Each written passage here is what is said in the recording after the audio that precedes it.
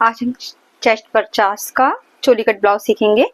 अगर हमारा चेस्ट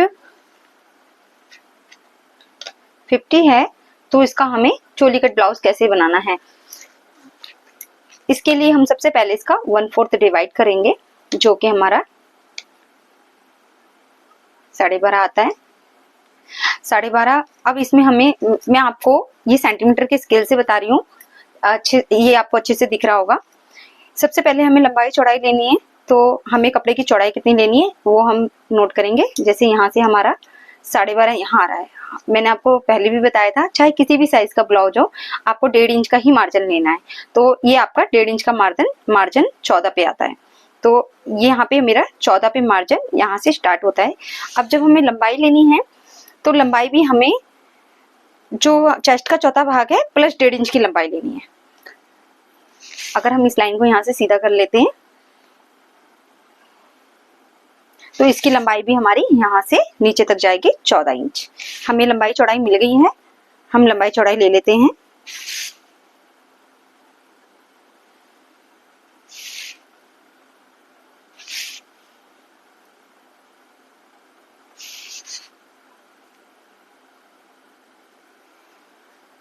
अब इसके अंदर ड्राफ्टिंग के लिए सबसे पहले हमारा तीरा वाला भाग आएगा, जो कि हैवी चेस्ट की वजह से हमें 7 लेना है। तो आपको ये भी ध्यान रखना है कि आपको तीरा 50 चेस्ट के लिए 7 चाहिए।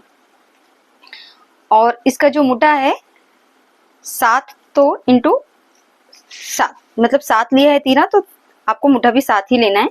और इसको जो हमारा चेस्ट का चौथा भाग का हमने जो पहली हिस्सा लगा लिया है कि हमें कपड़ा कितना चाहिए, कितना जरूरत है, तो उसके हिसाब से हमें यहाँ निशान लगा लेना है। फिर आपको किसी पार्ट में 1.5 इंच की गोलाई देनी है।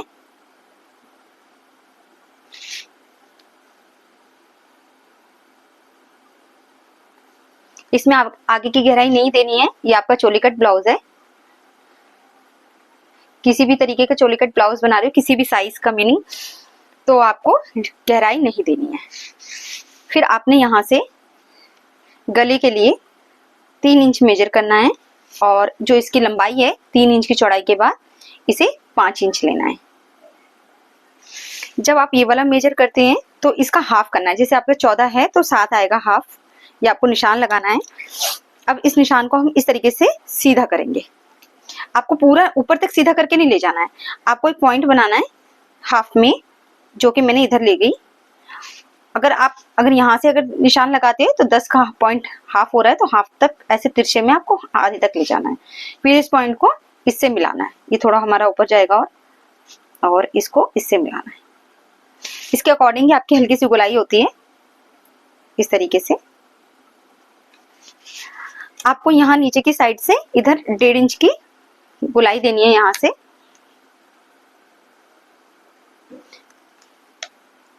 ये आपका 7 इंच है, और जो आपने इसकी लंबाई ली है वो 5 इंच है। इन दोनों का ये डिवाइड है जो कि 5-5 इंच पे है, ये आप देख रहे होंगे। और यहाँ से आपने ठीक उसी तरीके से चौड़ाई के 3.5 इंच लेनी है, ताकि हल्की सी आप खाली गोल गले के हिसाब से आपको एक ड्रॉ कर देना है। आप इसकी कटिंग, गले की कटिंग बाद में भी कर सकते हैं, अभी आपको करनी तो अभी भी कर सकते हैं।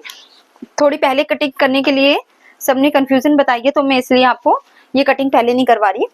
आप इसको 3.5 की जगह 4 ले लीजिए, क्योंकि ये सिलाई वगैरह में दबता है, तो आपकी जो 3.5 मैंने लाइनिंग ली है ये और कम हो जाएगा, तो इसलिए मैंने ये बढ़ा के ले लिया। अब इस निशान को, जो गले का हमने 5 इंच का निशान लगाया है, वो हमें इस तरीके से निशान लगा लेना है। ये आपका चोली वाला पार्ट है। इसके नीचे एक बेल्ट और लगती है, ये तीरा आपका 7 इंच और मुड्ढा 7 इंच। इसके नीचे एक बेल्ट लगती है, तो इस बेल्ट को लगाने के लिए हम इसको एक बार और नाप लेंगे, जो कि आपका 9.5 आ रहा है। हम यहाँ से 9.5 की एक ड्राफ्टिंग और करेंगे इसके नीचे बेल्ट लगाने के लिए। अब जब 9.5 की हमारी फिक्स आ रही है, तो हमें पूरा फिक्स 9.5 नहीं रखना है, हमें आधा इंच बढ़ा के रखना है, जैसे कि हमने 10 रख लिया। और एक साइड से तो हम इधर 3 लेंगे,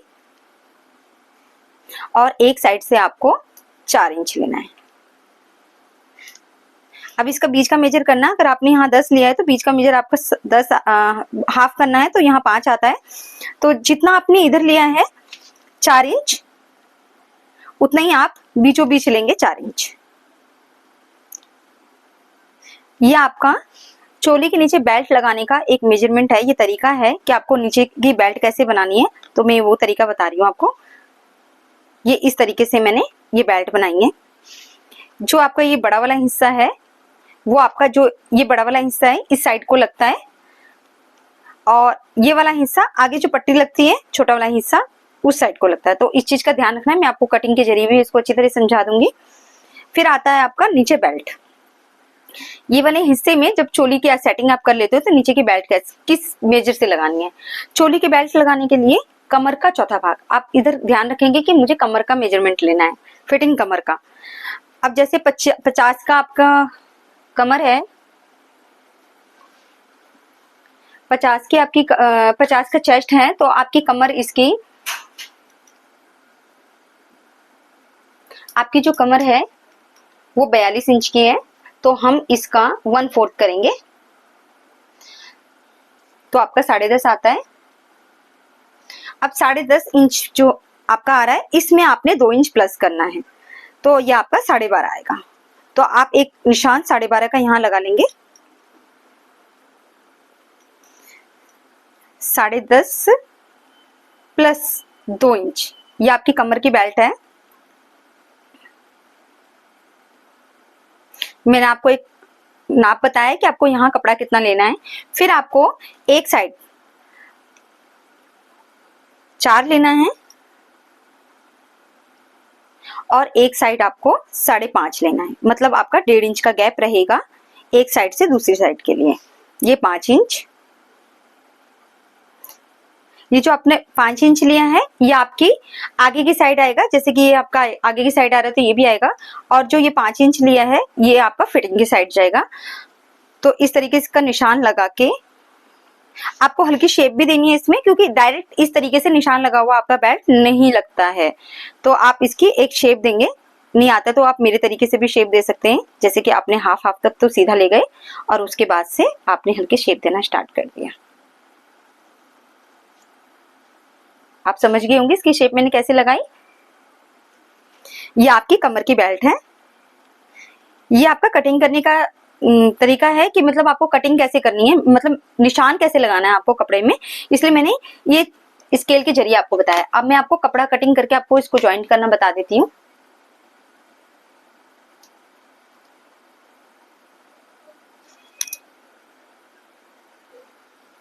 इस कपड़े में मैं आपको कटिंग करना बताऊंगी। सबसे पहले आपका तीरा जो कि 7 इंच मैंने पेपर में समझाया, और मुड्ढा भी 7। चेस्ट का चौथा भाग भी मैंने बताया कि 12.5 प्लस 1.5 इंच, तो ये मेरा 12.5 जो फिटिंग का नाप है, और ये प्लस 1.5 इंच का मार्जिन। यहाँ से आपको 1.5 इंच की गोलाई देनी है, और जो चोली की लंबाई है वो भी आपको 12.5 प्लस 1.5 इंच लेनी है, तो ये मेरा 14 इंच। इस चीज का निशान हम सीधा करेंगे, और जो हमारा मार्जिन वाला निशान है वहां से इधर सीधा करेंगे। ये गले की लंबाई 3 इंच, लंबाई 5, और यहां से आपको 7 इंच लेना है। 1.5 इंच का यहाँ निशान लगा के इसकी शेप देनी है इस तरीके से।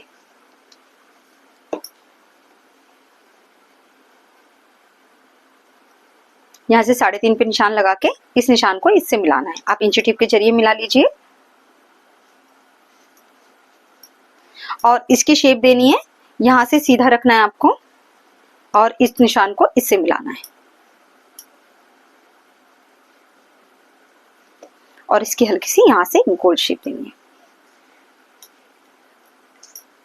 और यहाँ से हल्की सी शेप दे देना ताकि आपको पता लगे कि ये गला है। मैं इसकी कटिंग करती हूँ। आप इसमें देख रहे होगे मेरे 2 पार्ट निकल गए, ये चोली वाला हिस्सा और ये वाला हिस्सा। अब मुझे नीचे की बेल्ट और चोली में लगाने वाली बेल्ट निकालनी है, तो उसके बारे में मैं आपको समझाती हूँ। चोली की बेल्ट निकालने के लिए सबसे पहले हम चोली का ये नाप लेंगे। इसमें 9.5 आ रहा है, आधा इंच बढ़ाएंगे 10 इंच होगा। यहाँ हम चोली की बेल्ट निकालेंगे, यहाँ से एक लाइन सीधा करके 10 इंच नापेंगे।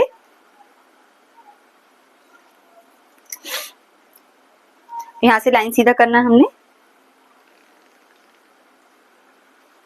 और एक साइड से हमें 4 इंच लेना है और दूसरे साइड से 3 इंच। इन दोनों का बीच का हिस्सा डिवाइड करना है 5 इंच, और ठीक इसी के पॉइंट पे वाला निशान यहाँ तक हमें सीधा ले जाना है। हाफ सीधा ले जाके यहाँ से हमें तिरछा करना है। ये हमारी चोली की बेल्ट है। अब इसी के नीचे हम कमर की बेल्ट का भी निशान लगा लेंगे, जिसकी कमर का चौथा भाग हमें चौड़ाई लेनी है। कमर का चौथा भाग हमारा 42 के हिसाब से 10.5 होता है, और हम यहाँ पे 2 इंच का मार्जिन ले लेंगे, 13 इंच 12.5 इंच।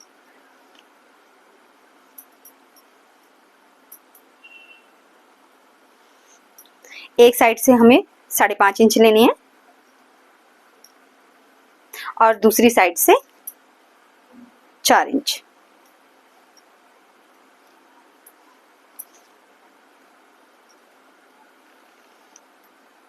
इसी को हमें शेप देनी है इस तरीके से। अब हम इसकी कटिंग कर लेते हैं। आप देख रहे होंगे चोली में लगने वाले सारे पार्ट हमारे कट गए हैं। अब इसमें 2 पार्ट हैं, ये इस तरीके से रहेंगे, और ये चोली का नीचे जो बेल्ट लगेगी इसके पार्ट इस तरीके से रहेंगे। अब ये कम वाले हिस्से में आपको ये कम वाला हिस्सा इस तरीके से ज्वाइंट करना है, और यहाँ बीचों बीच जो मैंने आपको सेंटर बताया था, यहाँ आपकी आधा इंच की पौना इंच लंबाई में एक प्लेट डलेगी। तो ये वाला पोर्शन मैं आपको सिल के दिखाती हूँ। ये वाला हिस्सा इस तरीके से इसमें जोड़ के बेल्ट, और ये प्लेट मैंने आपको अलग धागे से सिल के दिखाया है ताकि आपको समझ में आए कि सिलाई कैसे कैसे लगी हुई है। ये पौना इंच की लंबाई मैंने बोली थी, मतलब आपकी लंबाई से कुछ हिस्सा छुटा हुआ है और आधा इंच दबा हुआ है। इसकी शेप कुछ इस तरीके से आ जाएगी। मैंने दोनों ही पार्ट सिले।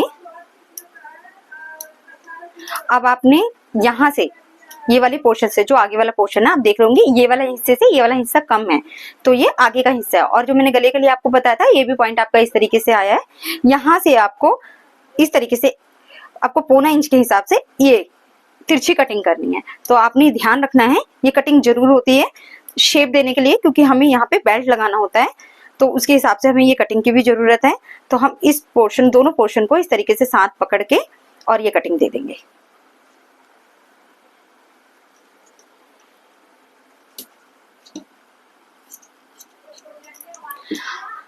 अब ये वाला हिस्सा और जो आपका ये वाला पार्ट,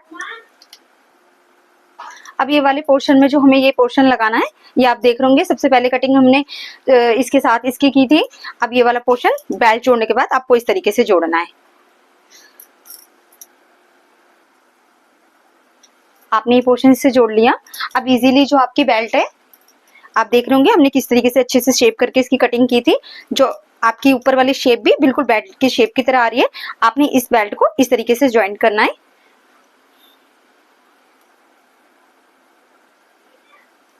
आप देख रहे होंगे ये सारा अच्छे से ज्वाइंट हो गया। जो जो हमने कटिंग करी थी, यहाँ आपकी आगे की पट्टियां वगैरह लगेंगी। और अगर फिटिंग की बात कहें तो यहाँ हमें 12.5 इंच की फिटिंग चाहिए। ये आराम से हमारे मार्जिन के संग 12.5 की फिटिंग आ रही है। और कमर भी हमारा आराम से यहाँ पे 10.5 की फिटिंग में आ जाएगा। इस तरीके से हमारा 50 का साइज का ब्लाउज कटिंग करके मैंने आपको ये हाफ स्टिचिंग करके बताया है, जिससे आपको अच्छी तरीके से समझ में आ सके। Thank you friends.